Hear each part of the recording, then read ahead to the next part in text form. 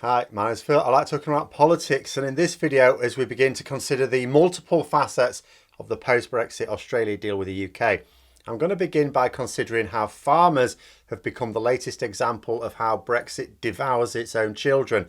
However, unlike with the fishing industry, farmers could actually have done something about it, but they have shown no signs of wanting to do so. But first, if you'd like to be notified of daily news and politics, please subscribe to the channel and click the bell notification icon. So what we're now getting regarding the Australia deal is that British farmers will be thrown immediately to the wall. There was a suggestion that there would be a clause to delay full implementation in terms of reducing the tariffs on beef and lamb for 15 years. That would have worked well for Boris Johnson because he'd have had his front page splash, but no consequences until long after he left office. Because there are only two possible benefits to the Conservatives of these Brexit trade deals, although I'll talk about the second in another video. For now, we'll just say that the main benefit is the positive media coverage for Brexit. That's it. It adds nothing to our economy compared to being in the EU. It doesn't add jobs, doesn't create jobs, doesn't improve wages. Bear in mind that the government's own figures say that the deal will be a boost to our GDP of 0.02% in 15 years' time. Not right now, 15 years' time. Also bear in mind that the government always uses a benchmark a no deal. That's their benchmark. They don't use what we could have had if we stayed in the EU. And the reality is, doesn't have a trade deal with the EU at the moment, but that will be negative in 15 years. Not only because it's an estimate, and over a 15-year period, it could easily shift the other way and go to negative. 0.02% is as near as makes no odds zero. But here's the thing. The EU are currently negotiating a trade agreement with Australia. Both sides want it. Both sides are also accomplished at striking trade deals in their own interest. They will get it within that time frame. It will take a little while because they will both fight hard, but they will get it. So if we compare our trade agreement with what the EU will have in 15 years, we'll be losing out big time. But that's in 15 years. I don't even know if anyone will be listening to me in 15 years. Hopefully there'll be no need for people to listen to me at least talking about Brexit, because the vast majority will have already decided it was a colossal mistake and in need of immediate reversal, if indeed it hasn't already been. But the here and now.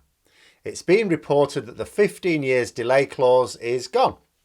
That means that protectionist tariffs that we have on, say, Australian beef and lamb will be gone immediately.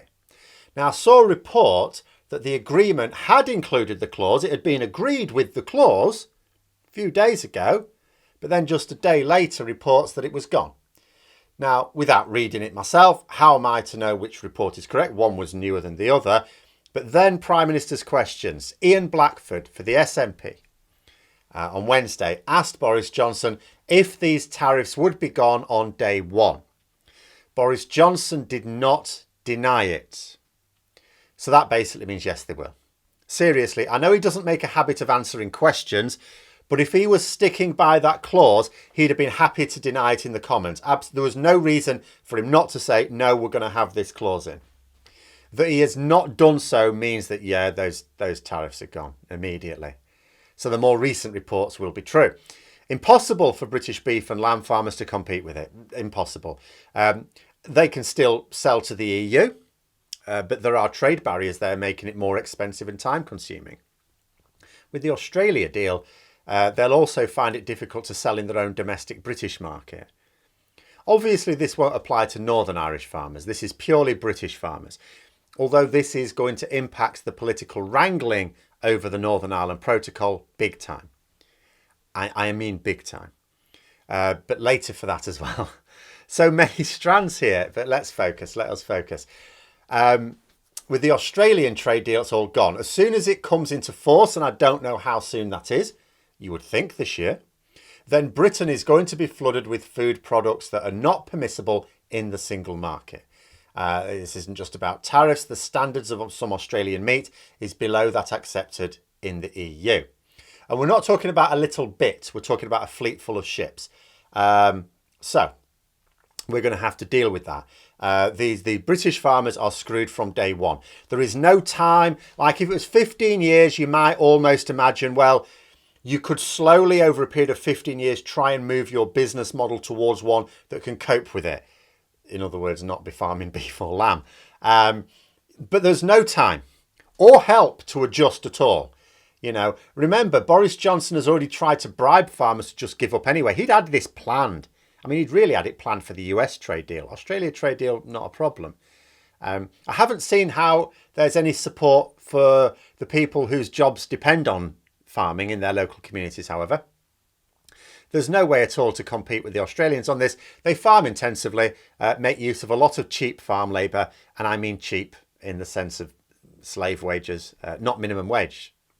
The costs of transport across half the world will really be in terms of carbon footprint. The dollars involved will be more than worthwhile against the prices of their British competitors in Britain. So let's look at the options for British beef and lamb farmers. Selling to the EU is more difficult now.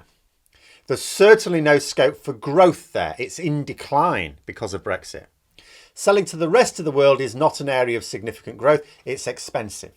Selling back to Australia, good joke. Their meat's even cheaper in their own country. It doesn't have to be transported as far. Selling in Britain will now be hit badly. I've seen some people saying that they will just make sure that they buy British, as if that's going to save it. But let's go through the realities there. One, a lot of people on a budget will just buy the cheapest. That's just the reality for a lot of people. Secondly, so if you can afford to pay more, and a lot of people could afford to pay more for the cause, you know, buy British beef, buy British lamb, fine, okay. You will eventually have to basically know the farmer, the slaughterman and the butcher personally, to make sure what you're getting is British beef or lamb. Especially once the US trade deal hoves into view, which it will at some point. The labelling then will be gone. You won't know where your beef or lamb come from in the shops. And even if someone tries to sell you it and they tell you it's British, how would you know? You won't know. There won't be any formal system in place for making sure of that. So you will either get it directly, which is not actually easy even in a rural community, because you can't just buy it direct from the farmer. He'll just sell you a cow. You can't get it direct from the butcher, because how do you know that it actually came from a British cow? Whatever. So you get it directly, knowing the three key parts of the chain, or you have no clue. And third, even if you try and do that for your own cuts, you will never know where the beef or lamb came from, if it's in a ready meal or any sort of prepared for you meal. In a shop, restaurant, takeaway, doesn't matter. A small handful of people actually being able to make sure they can pay higher prices for the British meat, and knowing that it's British meat and local enough to be certain of its origin, that's not going to save the industry. Quite frankly, just selling more in the domestic market was not going to save the industry. But this is just going to hasten its demise overnight. And this is where it gets baffling for me. Farmers were one of the poster boys of Brexit, just like fishing. I know a lot of farmers were not in favour of Brexit, just like not all fishermen were. But the industry made no strong objections against it in 2016, 2017 or 2019. They didn't kick up a fuss at all. And unlike fishing, farming has a lot of influence in the Conservative Party. Frankly, if the industry turned against the Tories, there's a lot of safe Conservative seats that are suddenly not really safe at all. And yet, they've done nothing. You will notice when it came to Boris Johnson getting Parliament to agree not to interfere in his trade negotiations, there were some Tory rebels there. They were all in agricultural seats. Safe Tory seats, but agricultural heartlands. Not enough of them. Farmers haven't even mounted a decent protest. Driving a small number of tractors, and I mean a small number of tractors down a London road, you know, a road being designed to carry things on wheels, that's not a protest. Depositing a tank full of slurry onto the driveways of prominent cabinet ministers would have been a better move. Blocking important infrastructure, as the lorry drivers did 20 years ago, was the one I would support. I'm not actually in favour of spraying people's houses with slurry, but blocking infrastructure, yeah, you can do that. You've got a good cause. They could have had this issue on the front pages on a regular basis, and there's no way that many Conservative MPs would denounce them. But is that going to change now? As they're about to face oblivion, there's an article in the Times entitled, "Tories should take on farmers over free trade." So Brexit began as a project to give more power to our judges and Parliament. In short order, the most senior judges in the land, along with Parliament, were declared the enemy of the people. But I thought Brexit was about having judges make decisions and having Parliament make decisions. No, not if they're not the decisions we agree with. No, that makes them enemies. Well, now the Times, which is not exactly rabid like the Express or the Mail, is suggesting that we label farmers as enemies of the people, basically. I'll leave you with the opening paragraph. The last time a Conservative government took on the farming lobby on the matter of free trade, it didn't go well. The party split, the government fell, and the Tories were unable to command a majority in the House of Commons for 28 years. Actually, I think that is going well. That'll do me. I'll have some of that. Naturally, the article goes on to suggest that this time it would be different, that farmers in Britain are weak, and that the government should basically go for the jugular. And this deal suggests that they don't need advice from journalists to do just that. I did have to laugh, though, when this supposed journalist tried to say that the Australia trade deal would be good for the environment.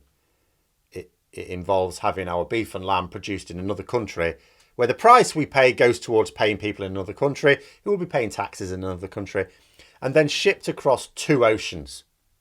Have to confess that it escapes me how the environmental damage from doing that is going to be offset with her fantasy of healthier hedgerows. Because we're not going to get healthier hedgerows even, are we?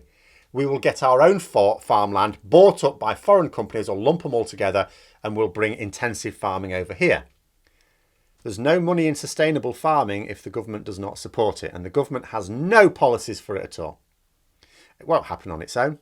No, farming communities are just standing and watching this. They could have done something, but they didn't. And what's more, there is no way the Conservatives would be going ahead with this, especially with the 15-year clause gone, if they didn't think those same communities will just trot up and vote Tory again at the next opportunity. That is what is most baffling to me. The Conservatives would not be doing this if they didn't think they could take those votes for granted. They can take those votes for granted. But those are my thoughts. Let me know yours in the comments below. Hope you found the video interesting. If you did, don't forget to click the like button. If you'd like to support the channel further, please also click the Patreon link for details. And until next time, I'll see you later.